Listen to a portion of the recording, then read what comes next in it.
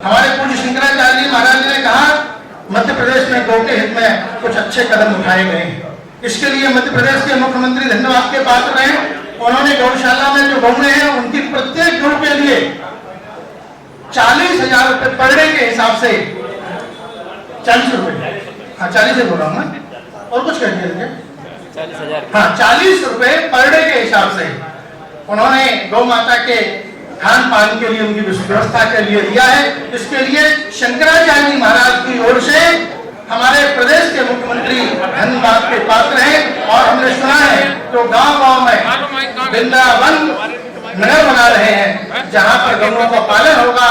दूसरी बात, सब लोग मिलकर के यदि गौ पालन में लग जाएंगे तो जो भारत में आज समृद्धि दिखाई दे रही है। गाय को राष्ट्रीय माता का दर्जा दिलाने के लिए आंदोलन चलाया जाएगा। ये आंदोलन ज्योतिष पीठाधीश्वर जगत गुरु शंकराचार्य अविमुक्तेश्वरानंद जी महाराज के नेतृत्व में चलाया जाएगा। आंदोलन से जुड़ी जानकारी देने के लिए ज्योतिष पीठ से मुकुदानंद जी महाराज राजधानी भोपाल पहुंचे, जहां उन्होंने झरनेश्वर मंदिर में पत्रकार वार्ता को संबोधित किया। इस दौरान उन्होंने जानकारी देते हुए बताया कि राजधानी भोपाल में गौ ध्वज स्थापित किया जाएगा।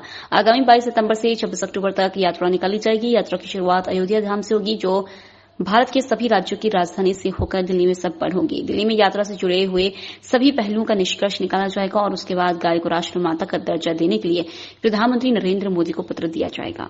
पालक है, वैसे गौ पालकों को जितना नमस्कार किया जाए कम है। गौ की सेवा करते हैं हम। गौ प्रतिष्ठा आंदोलन की तरफ से हमसे यही अनुरोध कर रहे हैं कि आप गाय को केवल अपने व्यवहार के लिए मत उसका प्रयोग करिए। जब तक दूध ले रहे हैं तब तक लेने के बाद एक कार्यक्रम की चर्चा कर रहे हैं हम। एक कार्यक्रम हुआ था लगभग 5 वर्ष पहले, जिसमें पूज्य जो हमारे वर्तमान शंकराचार्य जी उपस्थित हुए।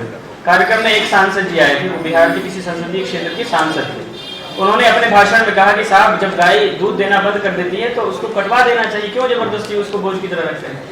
तो महाराज जी ने कहा कि देखो भाई, ये तो इसी तरह की बात हो गई कि जैसे हमारी माँ वृद्ध हो जाए तो हम सफाई करने के दृष्टिकोण से उसको भी भेज दें कत्ल खाने में कि हमारी माँ कट जाए। हम ये गौ जो सेवक हैं उनसे ये अनुरोध करना चाहते हैं कि गाय को पशु मत समझिए। आप समझिए कि साक्षात ब्रह्म ही आपके घर में है। गाय जब छोटी बछड़िया होती है तो वो मूत्र देती है, उसका मूत्र उस समय सर्वाधिक गुणकारी होता है। जब वो बड़ी होती है तो वो बछड़ा बछिया के माध्यम से दूध देती है, नई संतति देती है, और जिस समय वो देने लायक नहीं रहती उस समय वो अपने रोग से आशीर्वाद देती है। हम कृतज्ञ संस्कृति के लोग हैं। हमने जिसका दूध पिया है उसको हम किस मन से काटने के लिए भेज सकते हैं। तो हम गौपालकों से अनुरोध करना है कि ऐसी यदि किसी में भावना है तो आप यदि सेवा नहीं कर पा रहे हैं तो कृपया आप उन लोगों से संपर्क करिए, लेकिन कम से कम कटने के लिए किसी गाय को मत